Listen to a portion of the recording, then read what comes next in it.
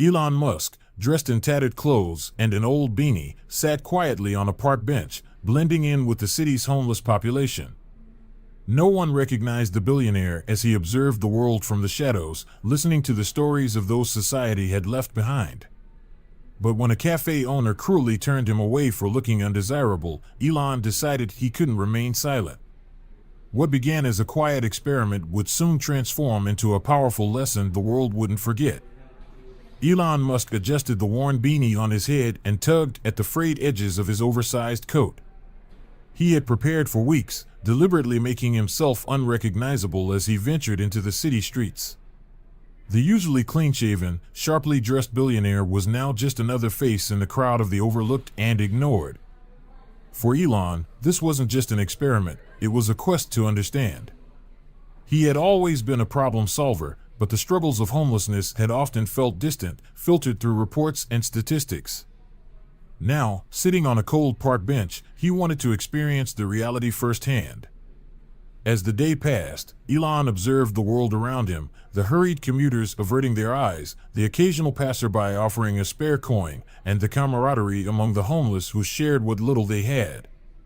One man, thin and wrapped in a threadbare blanket, offered Elon a piece of stale bread. "You look new to this," he said kindly. "Yeah," Elon replied, his voice hoarse from hours of silence.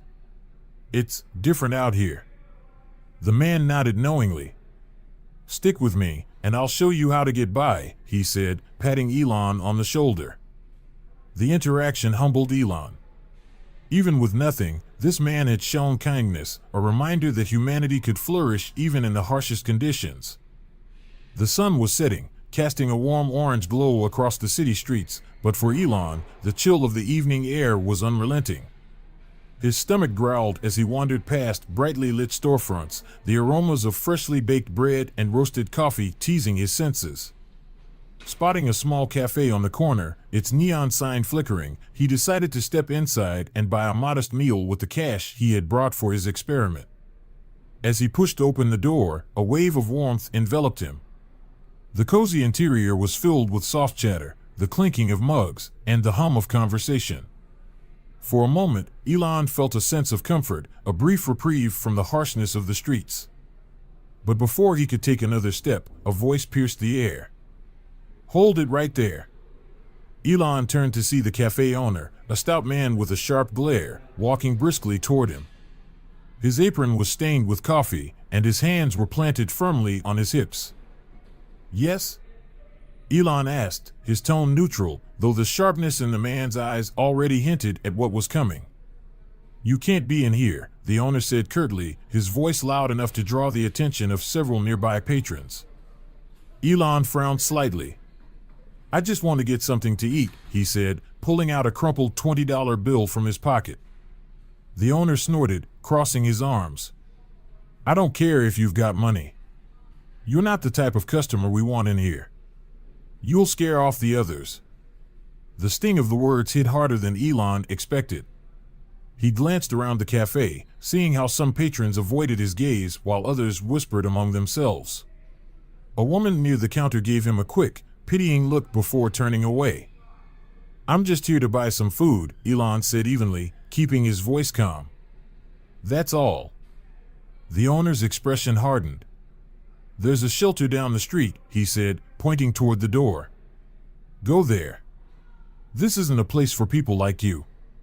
A flicker of anger rose in Elon, but he suppressed it, maintaining his composure. "And what kind of people are you talking about?" he asked, his tone cool but pointed. The owner hesitated, clearly not expecting a challenge. "Look, I don't have time for this," he said, waving dismissively. "Just leave before I call the cops." Elon stood there for a moment, his hand tightening slightly around the $20 bill. The humiliation was palpable, not just from the owner's words, but from the silent complicity of those around him. No one spoke up, no one intervened. The warmth of the cafe now felt suffocating, its light exposing the indifference of those within. With a quiet nod, Elon turned and walked out, the cafe door slamming shut behind him. The cold air hit him immediately, but it wasn't the chill that stung, it was the realization of how easily people dismissed others based on appearances. Back on the street, Elon found himself lingering outside the cafe, watching as the owner returned to serving other customers, his demeanor suddenly cheerful and accommodating. Through the window, he saw families laughing, couples sharing desserts, and friends chatting over steaming cups of coffee. It struck him how different his experience had been just moments ago. Had he walked in as himself, clean-shaven, dressed in a tailored suit, and easily recognizable, the reaction would have been entirely different.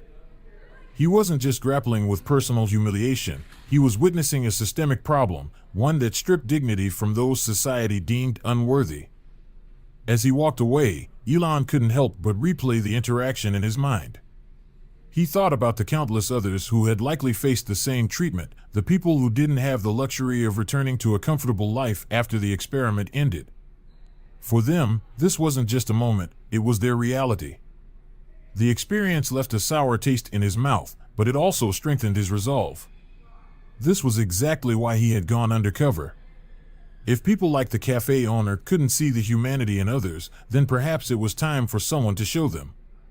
Elon didn't know how yet, but he was certain this encounter would be the catalyst for something much bigger. Night had fully settled over the city by the time Elon returned to the park. The sharp chill in the air was a stark reminder of the thin line separating comfort from hardship. He found Ray, the man who had shared his bread earlier, sitting beneath a flickering streetlight. Ray waved him over, a tired but friendly smile on his face. "You look like you've had a rough day," Ray said, his breath visible in the cold air. "You could say that," Elon replied, sitting down on the bench next to him. He hesitated for a moment before recounting the cafe incident in detail. Ray listened intently, shaking his head as Elon described the owner's hostility. "Yeah, that sounds about right," Ray said with a bitter laugh. "They see the clothes, the dirt, and they think they know your whole story. Never mind that you're just trying to get by like everyone else." "It's more than that," Elon said, his tone thoughtful. "It's not just the clothes. It's the way people justify treating others like they're less than human." Ray nodded, rubbing his hands together for warmth. "You're preaching to the choir, buddy," he said. "But the thing is, people don't care. They've got their own problems, their own lives. Why would they bother with someone like me?" Elon frowned, the words hitting him harder than he expected. "They should care," he said. "Because it's not just about one person. It's about the system that allows this to happen. It's about the choices people make every day to look the other way." Ray chuckled, though there was no humor in it. "You're an idealist," he said. "I used to be one too. Thought I could change the world. Turns out the world's pretty good at changing you instead." Elon leaned forward, his elbows resting on his knees. "What happened?" he asked. Ray sighed, his expression darkening. "Life happened," he said simply. "I was a contractor for 20 years. Built houses, repaired roofs, worked hard every day. But then the economy tanked, and the company I worked for went under. I tried to find other work, but I was already in my 50s. No one wanted to hire someone my age." He paused, his hands tightening into fists. One thing led to another, missed a few rent payments, got evicted. Ended up out here. And once you're out, it's almost impossible to get back in. People don't want to give you a chance. They just see a homeless guy and think, not my problem." Elon felt a wave of anger and frustration. "It's wrong," he said quietly.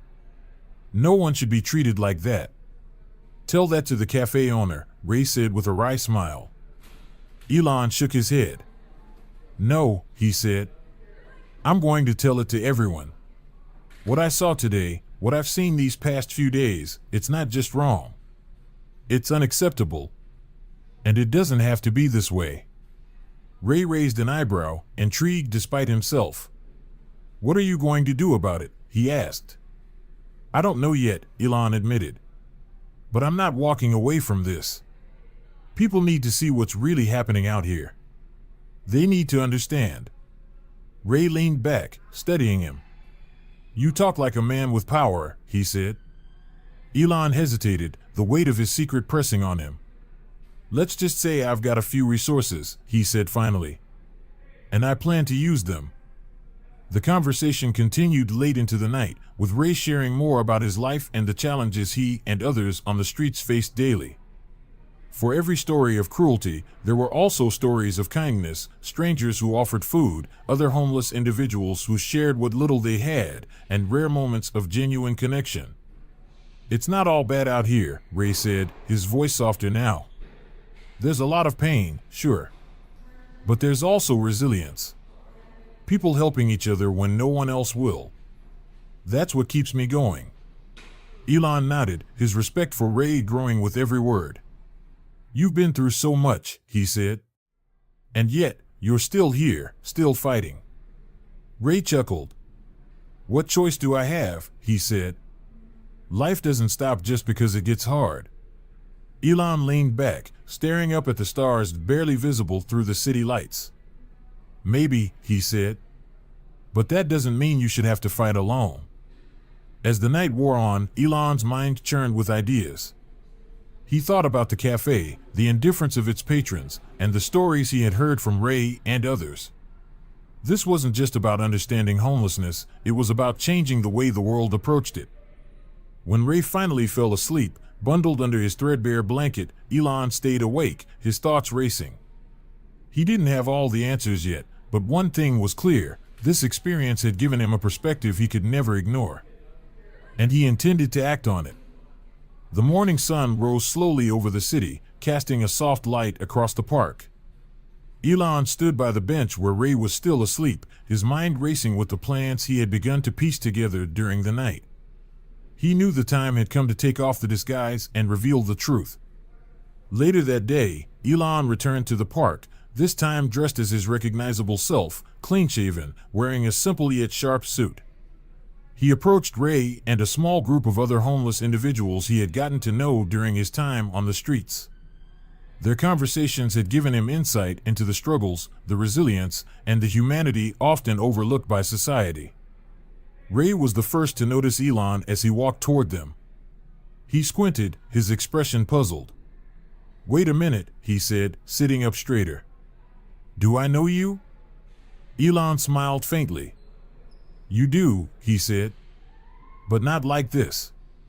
The others gathered around, murmuring in confusion as they realized the man standing before them was the same scruffy figure who had shared their bread and stories just days ago. "You're that guy," Ray said, pointing a finger. "The one from the news." "Elon Musk?" Elon nodded, his expression sincere. "I am," he said. "And I need to tell you why I've been here." The group fell silent, their attention fully on him. Elon took a deep breath and began to explain. "I came here to understand," he said. "To see the world from your perspective, not through reports or numbers, but by walking in your shoes. I wanted to see what it's really like to live on the streets, to face the judgment, the struggles, and the small moments of kindness that keep you going." Ray shook his head in disbelief.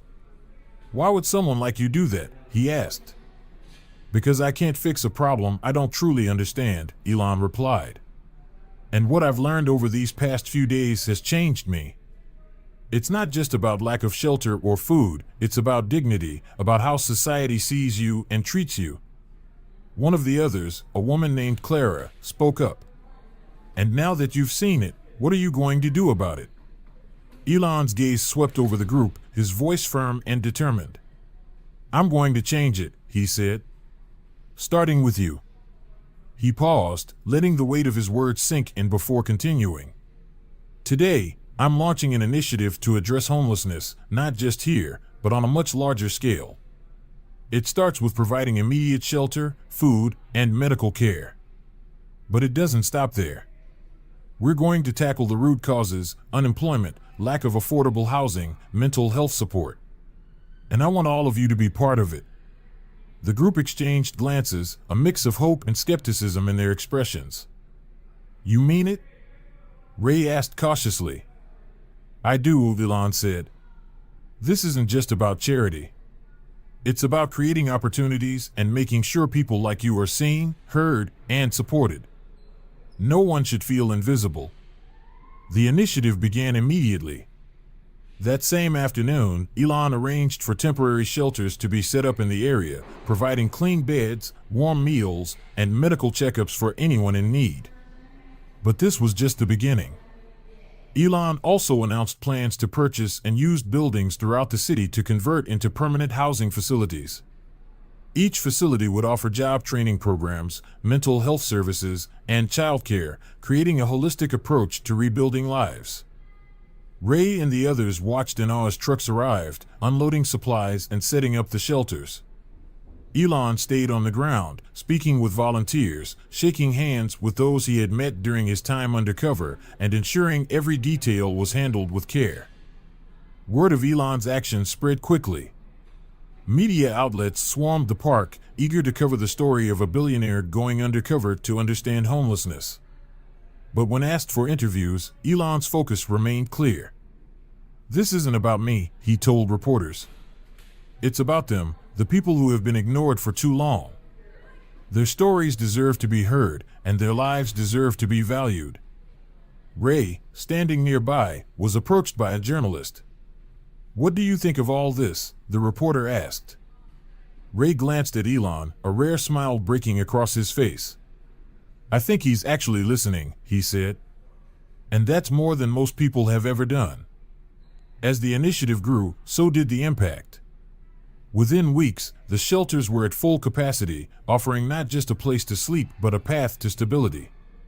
Job fairs were organized, bringing employers directly to the shelters.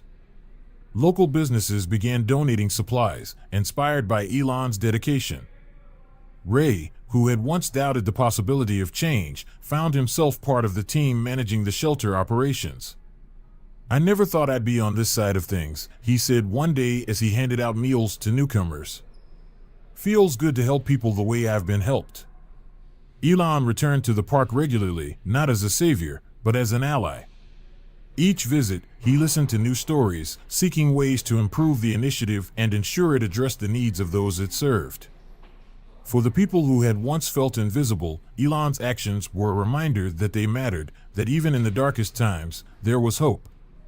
And for Elon, the experience reaffirmed his belief in the power of empathy and action to create meaningful change.